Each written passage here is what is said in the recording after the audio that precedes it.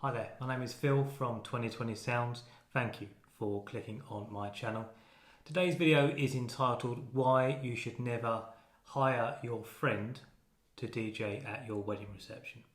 Now, there are a number of reasons for this, which I'm going to explain in this video.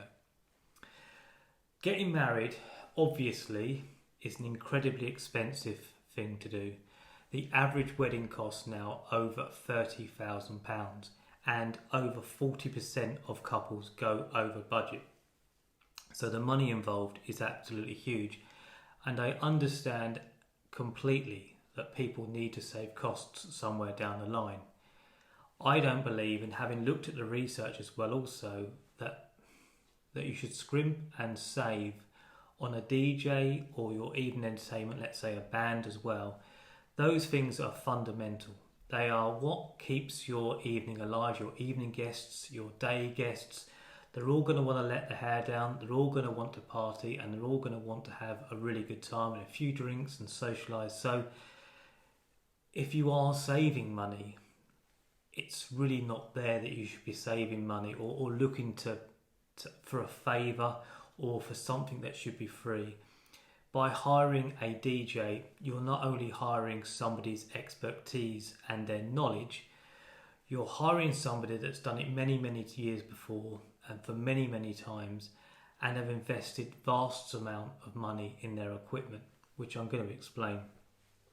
So the first thing is equipment. Now, I'm very lucky in my regard because I have both the photo booth and the selfie mirror, as well as also I'm the DJ in our company as well also. So sometimes I go out on a booking that's a selfie mirror or a photo booth mirror and I get to see other DJs work. And sometimes that can be really daunting because you see some really good DJs and you realise that you've got still a lot to learn. And other times you see people that maybe are, for the want of a better term, a little inferior to you, and you kind of feel a little better about yourself that you are doing a good job.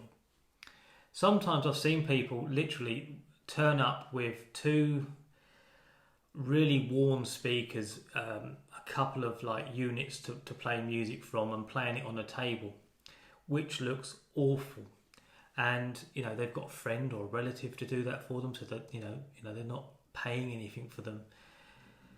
That's such a bad mistake, because what you're doing in turn by doing that is I charge £375 for an evening reception. Now, to some people that may sound like a lot of money. To others that may sound cheap. I believe, having done my research constantly, I know that fee, that £375 fee, is somewhere in the middle.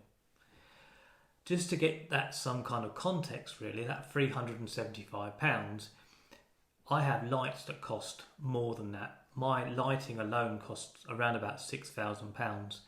So, us as DJs, we take enormous amount of pride in how we look, in how we present ourselves, the equipment that we use, the stands, all our lighting. We take so much pride in that, and so much research goes in that. I myself, as I said before, not only of the setup that I've got, that setup that I've now got is probably one of 5 or 6 different setups that I've had during my 11 years.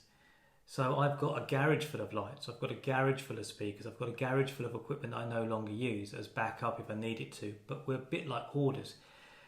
So what I'm saying is basically we invest so much money in our equipment, it's unbelievable the cost. I mean, it's thousands and thousands and thousands of pounds. So when you see somebody come into, a wedding reception, a lovely, beautiful venue, and they've just got this terrible, terrible setup, and you think, oh no, it's going to be such a terrible night. And sadly, more often than not, it does turn out to be. The other thing as well also is sound. Now, sound is obviously for a DJ is a huge part as well also.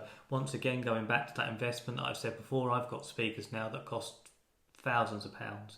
And I've got a garage full of speakers which I no longer use, just in case of backup as well. Sound is so important. If you have speakers that sound distorted or tinny, that have got no bass and you can't really hear the vocals through them, it's going to sound terrible.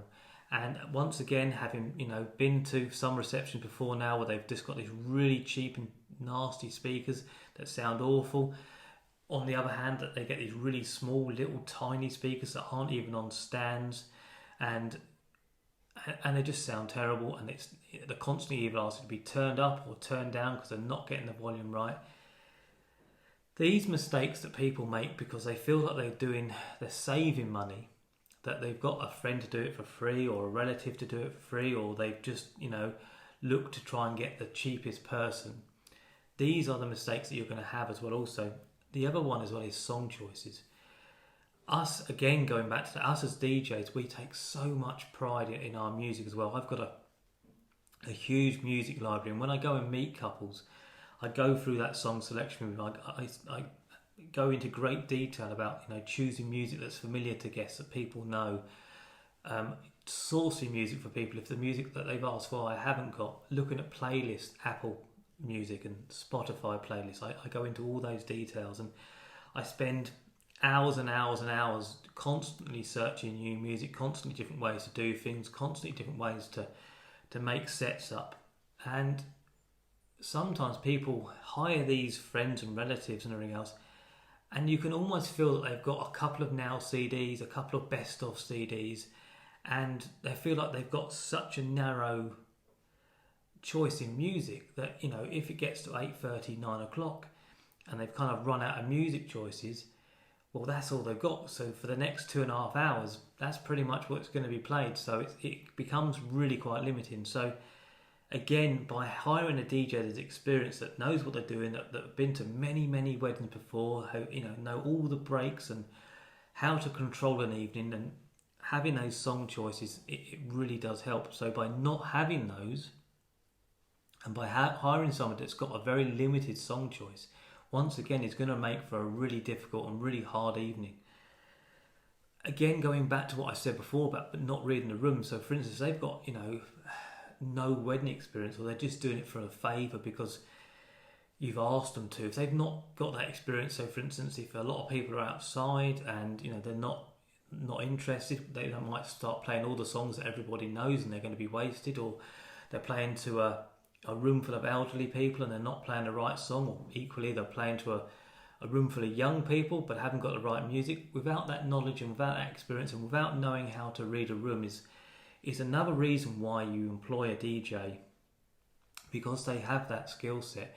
It's something that they've learned years and years and years in advance. They've had the very difficult nights where they've learned the harshest lessons, and they've had the brilliant nights where everyone's dancing. So an experienced DJ will have gone through all of those pitfalls. So once again, hiring somebody that doesn't have that experience is going to make the evening incredibly long, and at times very difficult for that couple that have booked them, because they don't have a plan B after that. They've got this guy and he's got to make the best of it, and sometimes, and if you've got a room full of people that are disinterested, it can feel like a very, very long night.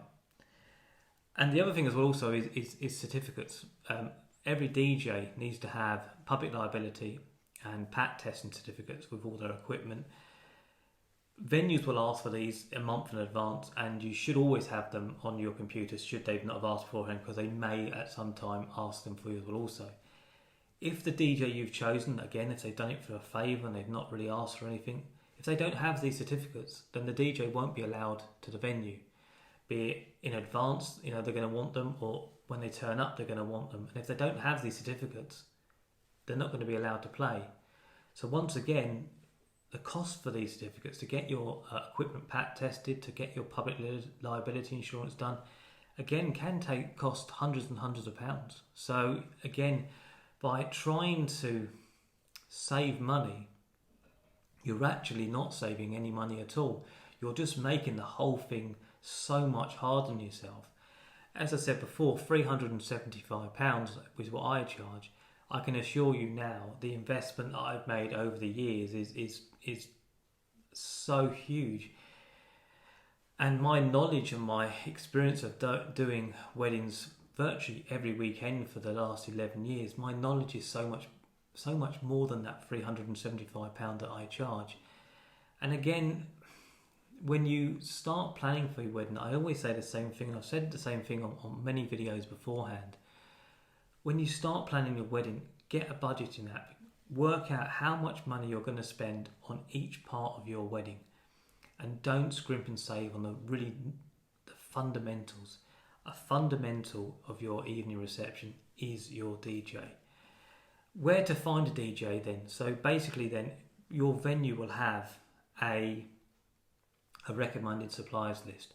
Look at those, speak to those people, look at their Facebook pages, social media pages, look at their reviews, their testimonials, jump on their website and see if you like the way they're set up, see if you like how they present themselves, and do that with lots of people. Go to wedding fairs and speak to people and ask questions of people and get a big rapport with them and get that trust built up with them, and hire somebody that you know is going to look after your wedding reception and look after your guests and ensure that everything is there's nothing left to chance. That, I believe, is something you really need to do. Don't ever hire a friend, because unless they're professional, obviously. Now, unless they've got all of those things, unless they've got the knowledge, unless they've got all the equipment, unless they've got huge song choices for you to choose from. If they haven't got those things, you're not saving any money at all. You are just making, as I said before, you're just making the whole process incredibly difficult. So it's not really a favour that you're getting. As I said before, you're just making things really difficult for yourself. So that's why, in my opinion, you should never, ever hire a friend or a relative to do this for you because they're doing it for free. If they don't have the knowledge and the experience, then sadly, as I said before many times, you're going to be in for a very long evening. That's it for today's video. I hope you found it informative. If you do have any questions, then please do put them in the comments section below. Once again, as I always say, please do subscribe to my channel. Many thanks. Take care, guys.